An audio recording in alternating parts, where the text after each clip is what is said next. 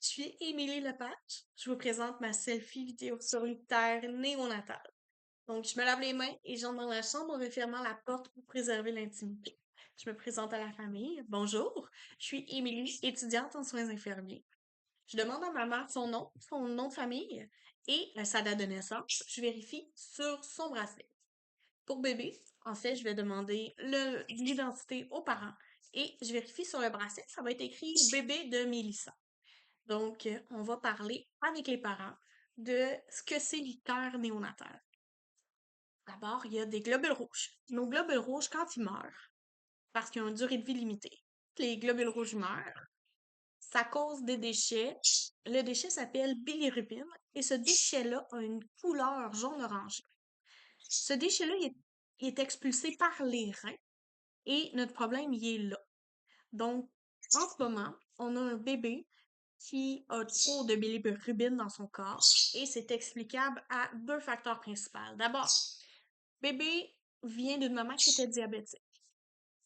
Une maman diabétique, ça fait des beaux bébés, mais un peu dodus, des bébés de fort poids. Mais ça fait des bébés qui ont les organes qui sont pas 100% matures. Donc, les organes de bébé sont pas tout à fait, tu sais, ils sont un peu immatures encore. Donc, le rein de bébé fournit pas à la demande parce qu'il est encore un peu immature.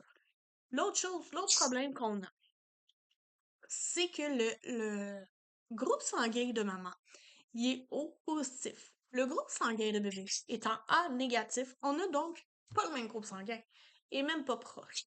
Donc, on a fait une vérification pour savoir s'il y avait une incompatibilité et malheureusement, le test de Cons, donc le test d'antigène, il nous est revenu positif.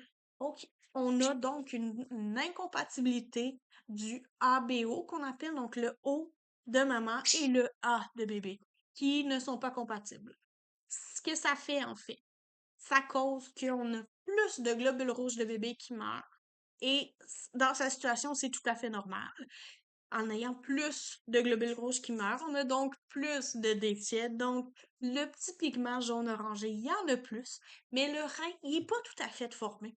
Si on a plus de petits bilirubines, mais des reins pas assez formés, on n'est pas capable d'en excréter assez. Ça nous donne les symptômes qu'on a. Donc, en ce moment, on a un beau petit bébé, mais qui est somnolent, qui est irritable, qui veut pas boire. On a un bébé qui a la peau jaune, le blanc des yeux jaunes, l'intérieur de la bouche jaune. Ça pourrait être dangereux si on le traite pas, si on suit pas le traitement à la lettre. Ça pourrait causer des dommages permanents, ça pourrait même causer la mort. Ça va être important de bien suivre le traitement. Puis en suivant le traitement, tout va bien aller. Mais il faut vraiment le suivre à la lettre. D'abord, on va faire de la photothérapie. On va placer le bébé dans une isolette avec une lampe chauffante par-dessus. À l'intérieur de l'isolette, le bébé va être seulement en couche, pas de vêtements. On va placer, j'accepte que vous placiez des couvertures en dessous du bébé pour augmenter son confort. Mais les couvertures doivent être blanches pour refléter la lumière. Le bébé va avoir des lunettes protectrices parce que la lumière pourrait abîmer les yeux. Donc, on place une lunette protectrice. Ça va être important de s'assurer qu'on ne voit jamais les yeux de bébé. L'autre chose aussi, c'est que bébé va avoir une perle thermique collée sur elle. Donc, c'est un petit collant avec un fil. Ça va nous indiquer la température de bébé en temps réel. Donc, à l'intérieur de l'isolette, euh, vous avez le droit en tout temps de toucher bébé. Mais on passe par les hublots. Donc, vous allez ouvrir les hublots, vous allez pouvoir toucher bébé, flatter bébé, vous allez pouvoir tenir sa main, vous pouvez lui chanter des chansons, consoler, lui parler. J'ai aucun problème avec ça. Mais la porte de l'isolette doit rester fermée.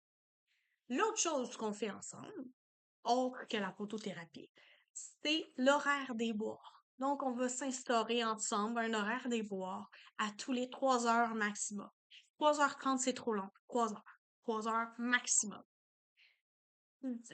Emma a besoin d'avoir un apport de lait plus important. Donc, tout va bien pour l'allaitement, mais elle doit boire de façon nutritive pendant 20 minutes et je vous conseille même après, si vous êtes capable d'extraire du lait, d'exprimer du lait, de lui donner un petit complément à la fin de chaque boire. Puis, dès que son bord est terminé, on retourne dans la photothérapie. Donc, vous allez voir la différence entre une tétée de réconfort et un allaitement nutritif. Mais nous, on vise des allaitements le plus nutritifs possible. On en veut à tous les 3 heures minimum.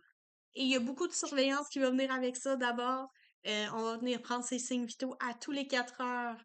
On va vérifier sa température. On vérifie les signes de déshydratation aussi, là, au niveau des yeux, de la bouche. Aussi, on va, à chaque changement de couche, j'ai besoin de la voir, votre couche. Donc, j'ai besoin d'avoir la couleur de l'urine, des selles.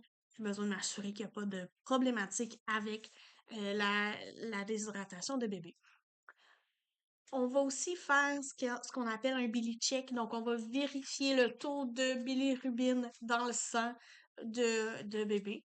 On a deux façons. Donc, on a soit la lumière qu'on place par-dessus la peau. On a aussi un test sanguin. Donc, on va suivre l'évolution euh, du traitement pour s'assurer que ça se passe bien. Faut comprendre que beaucoup de bébés passent par là et que très peu ont des complications.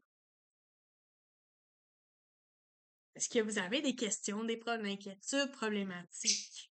Alors, on va pouvoir installer bébé. Merci!